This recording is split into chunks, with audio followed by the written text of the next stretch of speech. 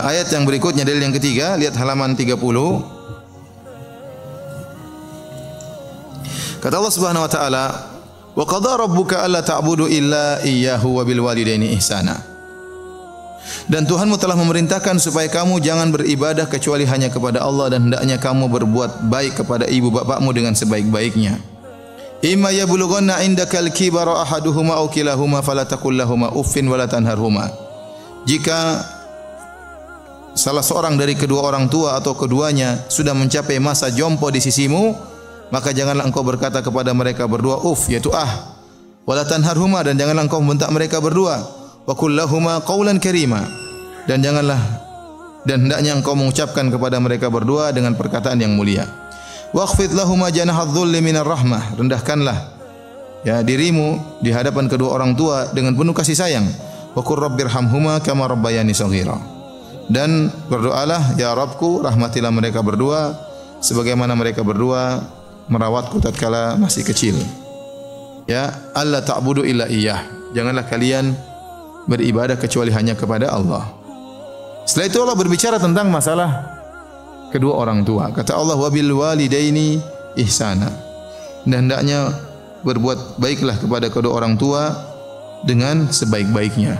Ini konsekuensi dari tauhid. Kalau Anda benar-benar mengagungkan Allah Subhanahu wa taala, Anda pasti mengagungkan kedua orang tua. Kenapa? Karena Allah menggandengkan berbakti kepada orang tua dengan hak Allah dalam banyak ayat. Di antaranya ayat ini. Allah menggandengkan hak orang tua dengan hak Allah yang teragung, yaitu hak bertauhid.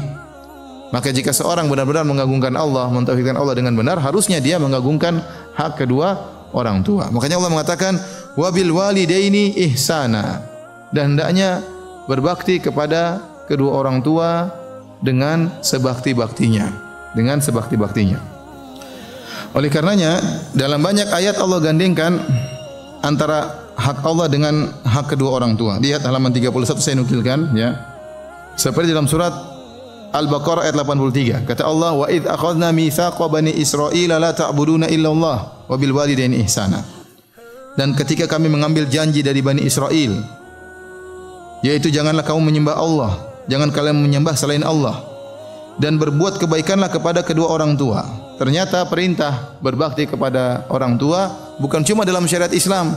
Bani Israel pun dan nabi-nabi sebelumnya juga disuruh untuk berbakti kepada kedua orang tua. Bahkan di sini digandengkan dengan larangan untuk berbuat syirik.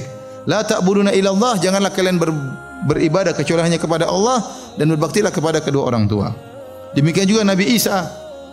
Waktu dia pertama kali bisa berbicara, apa dia katakan?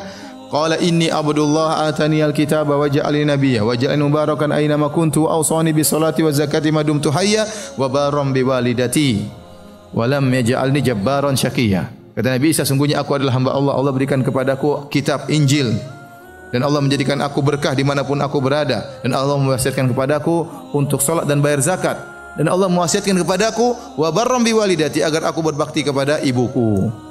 Walam yaj'alni jabbaran syaqiyya, dan Allah tidak menjadikan aku sombong dan angkuh untuk tunduk kepada kedua orang tuaku. Allah larang Nabi Isa untuk sombong dan angkuh di hadapan orang tua. Kenapa? Kalau engkau sombong wahai Isa, kau akan syaqiyya, kau akan celaka. Jadi bukan cuma kita yang disuruh berbakti kepada orang tua, para nabi juga disuruh berbakti kepada kedua orang tua. Allah juga menggandengkan perintah bersyukur kepadanya dengan bersyukur kepada kedua orang tua. Anishkurli wali walidaika ilayyal masir. Bersyukurlah kepadaku dan berterima kasihlah kepada kedua orang tua. Allah suruh berterima kasih kepada Allah sekaligus berterima kasih kepada kedua orang tua. Harus tahu diri Anda dulu dirawat oleh orang tua, dalam perut orang tua, setengah mati ayah ibu merawat kita, maka kita harus tahu diri berterima kasih kepada kedua orang tua. Kemudian Nabi SAW juga berkata, ridha Rabbi fi ridhal walid, wa sakhatul Rabbi fi sakhatil walid. Keriduan Allah berada pada keriduan orang tua, dan kemurkaan Allah berada pada kemurkaan orang tua. Jangan sampai buat orang tua murka, tapi buatlah orang tua ridha, ayah dan ibu kita ridha kepada kita. Tatkala ada seorang datang kepada Nabi SAW, kemudian minta izin untuk berjihad, Nabi tidak izinkan. Dia datang lagi minta izin untuk berjihad, maka Nabi tahu ibunya masih hidup, maka Rasulullah SAW berkata kepadanya, ilzam rijlaha fathammal jannatu. lazimilah kaki ibumu, sungguhnya surgamu ada pada kaki ibumu. Ya, ini sering kita dengar, surga berada pada kaki ibu. Dan itu ada hadisnya, ya. Ilzam rijlaha fathammal jannah. Ya. Lazimilah kaki ibumu, sungguhnya surga ada di sana. Ini adalah bahasa kiasan dari Nabi sallallahu alaihi wasallam, artinya kita merendah di hadapan Nabi. Ya, di hadapan orang tua, ya. Tunduk di hadapan orang tua, patuh kepada orang tua. Ya, seakan-akan kita melazimi kakinya. Karena dalam kepatuhan kita kepada orang tua, disitulah ada surga. Lihat dalam ayat ini, kita kembali kepada ayat, ya. Allah Subhanahu wa taala berfirman, lihat ayat halaman 30, ya. Kembali kepada ayat. Dan Tuhanmu telah memerintahkan supaya kamu jangan beribadah kecuali hanya kepadanya. Dan hendaknya kamu berbuat baik kepada ibu bapakmu dengan sebaik-baiknya. Jika salah seorang di antara keduanya atau kedua-duanya sampai berumur lanjut dalam pemeliharaanmu. Jadi indaka itu dalam pemeliharaanmu. Indaka artinya dia tinggal bersamamu. Ini kata para ulama dalil seorang berusaha agar orang tuanya hidup bersama dia. Karena tatkala dia membiarkan dia membawa orang tuanya tinggal di rumahnya, dia telah membawa pintu surga ke rumahnya. Ya. Jangan malah over-over lempar-lempar ke kakak atau adik. Ini kejadian banyak kejadian seperti kamu aja yang ngurus ibu, kamu aja kenapa ibu cerewet, ibu ini, ibu namanya orang tua. Ibu sekarang nanti juga besar cerewet kalau sudah tua. Ya. Dulu nuduh orang tua cerewet, nanti ibu juga kalau sudah tua pada cerewet. Ya. Sekarang aja belum tua sudah pada cerewet, apalagi kalau sudah tua.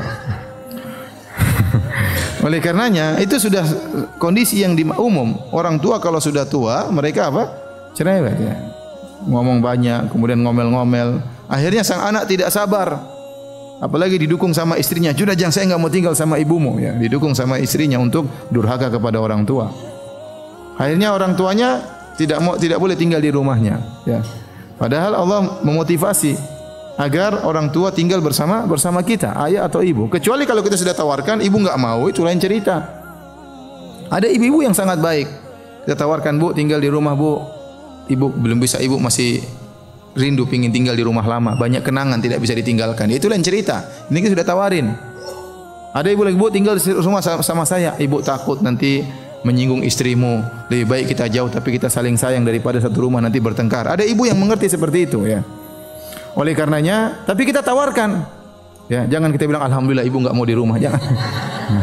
Ya, pintu surga kita lepaskan, pintu surga bawa ke rumah ayah dan ibu, ya. Sabar dengan apa yang mereka lakukan, ya. Oleh karenanya Allah mengatakan indaka, ya. Maka sungguh aneh di sisimu, kata Allah, di sisimu berusaha orang tua tinggal bersama kita. Maka sungguh aneh. Kita tahu seorang wanita, terkadang anaknya 10 dia bisa mengayomi anaknya seluruhnya 10 orang tersebut. Tapi tatkala dia sudah tua, anaknya 10 tidak bisa ngayomi satu orang. Dia over-over, ya. Lempar sana, lempar sini. Saya mau cerita, ya. Saya sudah cerita mungkin, tapi saya mau cerita lagi, enggak apa-apa, ya. Jadi, saya dengar ceritanya dari Syekh Abdul Razak hafizahullah taala tentang seorang wanita yang dia menikah dengan seorang lelaki, dan wanita ini punya teman wanita yang lain tapi cacat, tidak bisa ngomong dan jalan merangkak. Maka kemudian wanita ini mengatakan kepada suaminya, bagaimana kalau kita merawat teman saya tersebut? Oh, silakan, kita ngerawat orang dapat pahala. Tinggal di rumah. Akhirnya suaminya merasa risih, gimana dia tinggal di rumah bersama kita sementara dia bukan mahram saya.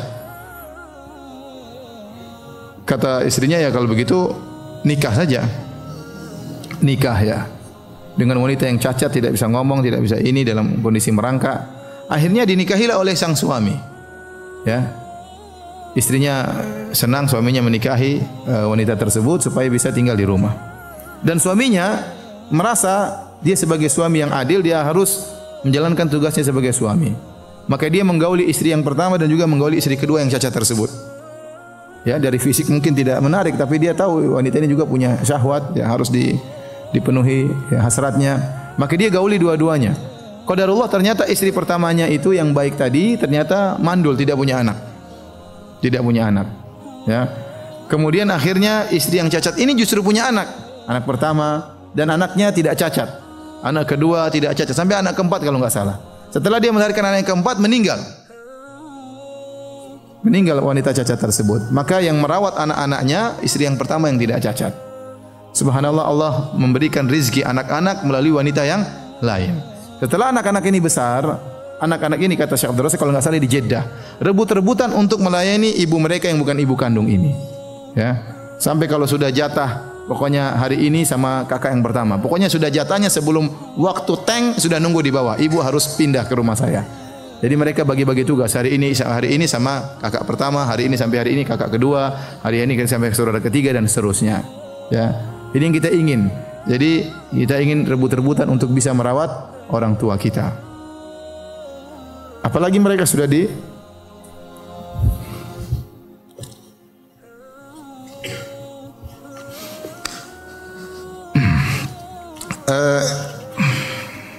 hadirin dan hadirat yang dirahmati oleh Subhanahu wa taala.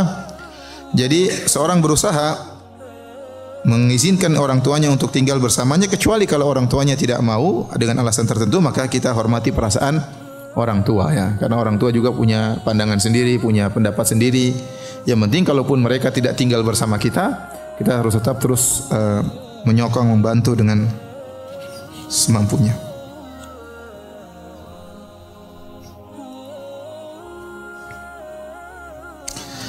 Baik, kita lanjutkan. Kemudian kata Allah Subhanahu wa taala, tatkala mereka sudah mencapai masa tua, fala taqul lahum uffin, maka jangan berkata uff kepada mereka ya. Dan uff kata para ulama dalam bahasa Arab adalah kalimat terendah yang menunjukkan kejengkelan. Kalimat terendah yang menunjukkan kejengkelan. Ya, kalau kita bahasa Indonesia mungkin cih, bahasa Arab uff. Seandainya ada kalimat yang paling rendah yang menunjukkan kejengkelan lebih rendah daripada uff, maka akan didatangkan oleh Allah dalam Al-Quran. Tetapi ternyata kalimat yang paling rendah yang menunjukkan kejengkelan adalah uff. Ini dijadikan dalil oleh para ulama bahwasanya namanya durhaka adalah menunjukkan kejengkelan kepada orang tua. Itu adalah bentuk apa? Durhaka. Saya kata para ulama, Anda memandang orang tua Anda dengan pandangan sinis, pandangan jengkel, itulah durhaka kepada kedua orang tua. Ya, ya, tidak boleh kita mengucapkan, kalau kita pun jengkel kita pendam. Ya, jangan kita marah di depan orang tua. Kita bisa nasihati orang tua dengan kata-kata yang baik. Jangan menunjukkan kejengkelan ya. Karena bentuk jengkel dengan uff saja Allah larang. Dan segala bentuk kejengkelan, tadajjur baik dengan perkataan atau dengan perbuatan atau dengan pandangan, ini semua adalah bentuk durhaka, dan durhaka kepada orang tua adalah dosa paling besar. Seorang harus mengerti akan hal ini ya. Ya, sampai-sampai Ali Zainal Abidin, ya Ali bin Husain Zainal Abidin terkenal adalah seorang lelaki yang sangat berbakti kepada ibunya. Tetapi anehnya sahabat-sahabat yang mengatakan, kami heran lihat Anda tidak pernah makan sepiring dengan ibu Anda. Kata dia, saya tidak berani makan sepiring dengan ibu saya. Saya khawatir tatkala saya makan ada makanan yang dilirik oleh ibu saya duluan makan makanan tersebut. Saya tidak ingin menyakiti hati apa ibu saya ya. Oleh karena seorang berusaha tidak membentak kedua orangnya. Kalau orang tua lagi marah, mungkin telepon kita, bentak-bentak kita, udah kita diam aja udah. Iya Bu, gitu aja, jangan dilawan. Ya, jangan dilawan. Ini orang tua kita. Ya, kalau kita mengagungkan orang tua berarti kita mengagungkan Allah Subhanahu wa taala. Karena Allah yang menyuruh kita mengagungkan orang tua. Tapi kalau kita bentak, kita lawan, kita bantah, berarti kita kurang mengagungkan Allah Subhanahu wa taala. Wala tanharhuma, dan janganlah membentak keduanya. Wa qul lahumā qawlan karīmā, dan ucapkanlah bagi keduanya perkataan yang mulia. Artinya apa? Kita berusaha milih-milih kata tatkala berbicara dengan orang tua. Sebagaimana kalau kita bisa memilih-milih kata tatkala berbicara dengan teman, berbicara dengan kawan, berbicara dengan bos, berbicara dengan ustadz dengan kata-kata yang enak, maka orang tua lebih utama. Anda menghormati orang tua lebih utama daripada menghormati ustadz. Ya, ya, tidak ada dalilnya dalam Al-Quran hormati ustadz. Ada dalilnya? Enggak ada. Tapi Al-Quran menghormati orang tua banyak dalilnya. Ya. Kalau kita berbicara dengan ustadz, assalamualaikum ustadz, mohon maaf saya punya pertanyaan, kita bisa mengatur kata dengan baik. Kenapa dengan orang tua tidak bisa? Ya. Kenapa dengan orang tua tidak bisa? Maka kita berusaha merendahkan diri ya di hadapan orang tua, jangan angkuh. Ada seorang alim ulama, ya, kalau tidak salah namanya Mansur bin Mu'tamir, ya. Dia memiliki murid-murid, ya, ngajar ilmu hadis, ya. Tatkala tiba-tiba dia lagi mengajar murid-muridnya, ibunya keluar dengan suara keras mengatakan, "Wahai Mansur, si fulan menghendaki engkau untuk menjadi hakim dan kau tidak mau, fata'ba, dan kau tidak mau." Dibentak oleh ibunya. Ibunya orang awam, sementara Mansur orang yang alim. Maka Mansur hanya menundukkan kepalanya, sama sekali tidak berani menatap ibunya. Ya, dia tidak mengatakan, "Bu, ibu enggak ngerti ya. Kalau jadi hakim itu berat. Bisa masuk neraka gara-gara jadi hakim. Saya tidak mau jadi hakim." Dia tidak mau ngomong begitu, dia diam aja. Ya. Maka jangan kita merasa angkuh di hadapan ibu kita. Ibu kan ngerti, ibu kan dulu jadul, kita kan zaman sekarang lain ya. Jangan samakan dengan zaman ibu, enggak.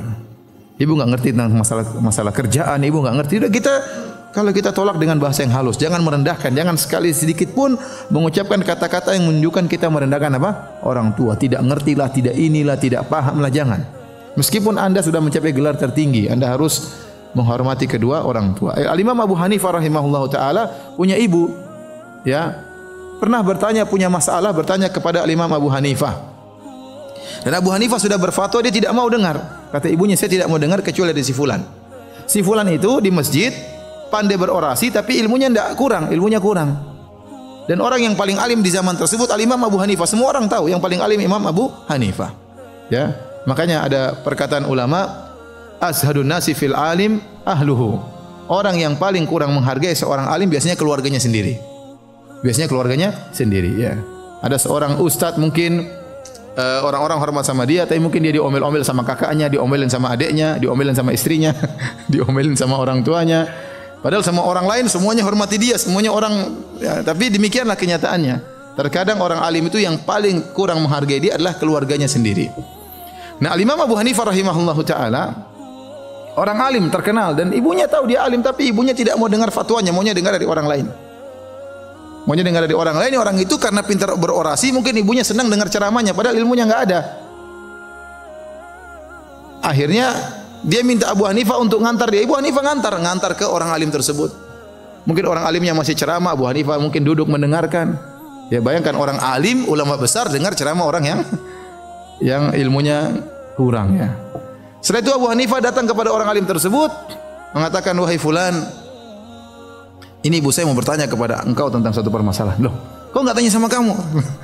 "Dia maunya sama kamu."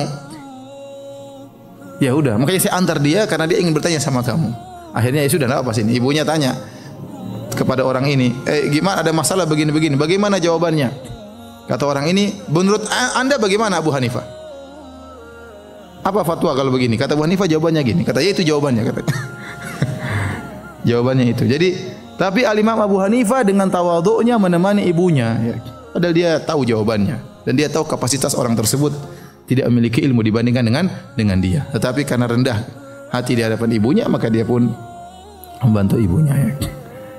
Seperti ada juga kisah di zaman Utsman radhiyallahu anhu, ada seorang salaf yang dia memiliki korma. Waktu itu korma lagi mahal. Tiba-tiba ibunya ingin makan jumar. Jumar itu jantung korma. Diambil dari batang korma. Kalau ingin diambil jumar tersebut, korma tersebut harus ditebang, dibelah, diambil jantung korma dan enak. Jadi harus mati dulu. Ibunya tahu-tahu ingin makan tersebut, sementara korma lagi mahal-mahalnya. Maka dia pergi ke pohon korma tersebut, dia tebang kormanya untuk ambil jumarnya untuk dikasihkan kepada ibunya. Orang-orang pada mencela dia. "Kamu kok tahu korma lagi mahal, kok malah dirusakin, ditebang?" Kata dia, "Ibu saya lagi pingin makan ini dan kebetulan saya mampu. Saya khawatir suatu saat ibu saya ingin sesuatu, saya tidak mampu menghadirkannya." Oleh karenanya ikhwan dan akhwat, kalau ibu kita ingin sesuatu dan ibu kita jarang minta-minta ya, kita juga harus ngerti, jangan tunggu ibu minta. Apa yang ibu kira-kira orang tua kita, bapak kita, ibu kita memerlukan dan kita mampu, kita sediakan tanpa harus meminta. Orang tua terkadang punya rasa malu untuk minta kepada anaknya, sementara kita enggak punya malu kalau minta sama orang tua. Ya. Ya, kalau kita tahu kira-kira dia butuh ini, Bu, kita tawarkan, "Bu, mau ini enggak? Enggak. Tanya, tawarin terus. Jangan tunggu dia minta, dia punya harga diri juga. Ya, jangan tunggu dia minta. Kalau kita mampu, kita sediakan sebelum dia minta. Kalau pas dia lagi minta, berarti lagi kepingin. Kalau kita punya, kita penuhi. Jangan kita tunda-tunda. Ya. Jangan kita tunda-tunda. Karena ada suatu saat ibu kita minta sesuatu, ayah kita minta sesuatu, kita enggak mampu. Ada suatu saat ibu kita enggak bisa lagi minta sama kita, dia sudah meninggal dunia. Ya. Oleh karena mumpung dia masih hidup, masih meminta kepada kita, ini pahala luar biasa. Lebih daripada bersedekah kepada anak yatim, daripada dakwah kepada yang lain, ini paling top ini bersedekah kepada orang tua. Pahala paling besar. Maka orang harus cerdas, tahu pintu surga mana yang paling besar. Pintu surga paling besar adalah berbakti kepada kedua orang tua, menyenangkan hati kedua orang tua. Ya. Tapi hadirin hadirat yang dirahmati oleh Allah Subhanahu wa taala, maka berusaha seorang lemah lembut kepada orang tua, berkata-kata yang terbaik. Kata Allah, "Wakhfid lahuma janahadz dzulli minar rahmah." Rendahkanlah dirimu dengan penuh kasih sayang kepada kedua orang tuamu. Wa qur rabbirhamhuma kama rabbayani shaghira. Dan doakanlah kedua orang tuamu selalu, ya Rabbku, rahmatilah mereka berdua sebagaimana mereka berdua merawatku tatkala masih kecil. Ingat itu, ya.